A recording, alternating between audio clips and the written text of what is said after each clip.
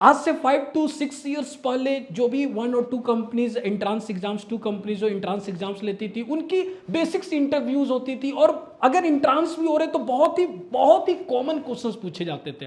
But now अब scenario completely change हो गया है बिकॉज लोगों में अवेयरनेस आ रही है।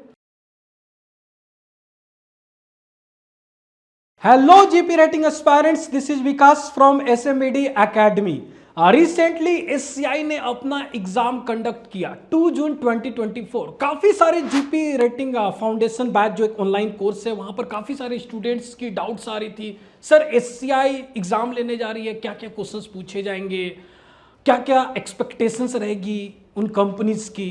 तो मैं ईच एंड एवरी स्टूडेंट्स को बोला था कि आप एटलीस्ट 9th एंड 10th की बेसिक सिलेबस अच्छे से कंप्लीट रखो। अब जो स्टूडेंट्स ये थिंग्स फॉलो किया वो डेफिनेटली अच्छा किए होंगे एग्जाम में, नो डाउट फॉर श्योर।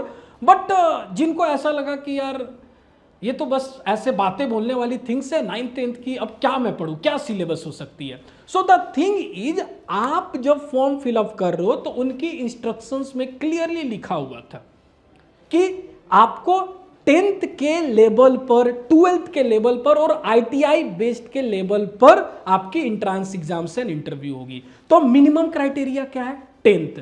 तो सिंपल है, आप थोड़ी कॉमन सेंस यूज करो कि वो बेसिक्स 10th की ही सिलेबस पुट करेंगे। एंड यही हुआ, वो 10th की बेसिक सिलेबस से काफी सारे क्वेश्चंस आए थे 9th एंड 10th की। तो मैं आपको थोड़ी बहुत सिलेबस आपके साथ डिस्कस करना चाहूंगा so that each and every students को पता होनी चाहिए कि एससीआई में क्या पैटर्न फॉलो की जा रही है एंड आने वाले मंथ्स, ईयर्स में क्या जीपी रेटिंग की क्वेश्चन की डिफिकल्टीज लेवल अप होंगे। यस, बिल्कुल होंगे। आज से 5 to 6 years पहले जो भी 1 और 2 कंपनीज एंट्रांस एग्जाम्स, 2 कंपनीज जो एंट्रांस एग्जाम्स लेती थी, उनकी बेसिक्स इंटरव्यूज होती थी और अगर एंट्रांस भी हो रहे तो बहुत ही कॉमन क्वेश्चंस पूछे जाते थे। बट नाउ अब सिनारियो कंप्लीटली चेंज हो गया है बिकॉज लोगों में अवेयरनेस आ रही है, लोगों को पता चल रहा है कि ये फ्रॉड एजेंट्स क्या है। धीरे धीरे लोग कॉम्पिटिटिव इन्वायरमेंट की ओर जा रहे हैं। तो द थिंग इज एससीआई की सिलेबस। अब एससीआई की सिलेबस पे बात करूं तो मैथ्स की पोर्शन मैक्सिमम आई थी। मैथ्स 9th एंड 10th की मैथ्स की पूरी कंप्लीट पोर्शन थी। जैसे आपको बेसिक्स क्वाड्रेटिक इक्वेशन से क्वेश्चंस पूछे गए थे, ट्रिग्नोमेट्री से क्वेश्चंस पूछे गए थे। So these are the things. Next things थे एप्टीट्यूड। अब general aptitude questions like profit and loss से काफी सारे क्वेश्चंस थे। Clear? Now next thing is chemistry.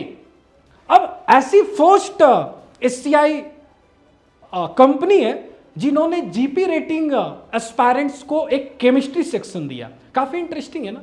तो द थिंग इज, मैं आपको आज भी बोल रहा हूं कि ये लेवल ऑफ डिफिकल्टीज इंक्रीज होते जाएंगे। क्लियर? क्योंकि ये भी एक जीपी रेटिंग सेक्शन भी एक कॉम्पिटिटिव इंवायरमेंट बन रही है लोगों में, राइट? तो यहां पर केमिस्ट्री भी पूछे गए थे, basics metal non metallic property पूछे गए थे, पीरियोडिक टेबल पूछे गए थे। आपने पढ़ा होगा क्लास 10th में पीरियोडिक टेबल। Yes yes. तो पीरियोडिक टेबल पूछे गए थे एंड थोड़ी बहुत रिएक्शंस पूछे गए थे। तो दीज बेसिक्स क्वेश्चंस पूछे गए थे केमिस्ट्री से। नाउ नेक्स्ट इंपॉर्टेंट पार्ट जो सिलेबस की थी वो थी फिजिक्स की part. Again maximum question physics से थे। अब फिजिक्स में आपको अगेन 9th एंड 10th की लेवल की क्वेश्चंस थी। क्लियर? तो ये साइंस पार्ट में आ गए।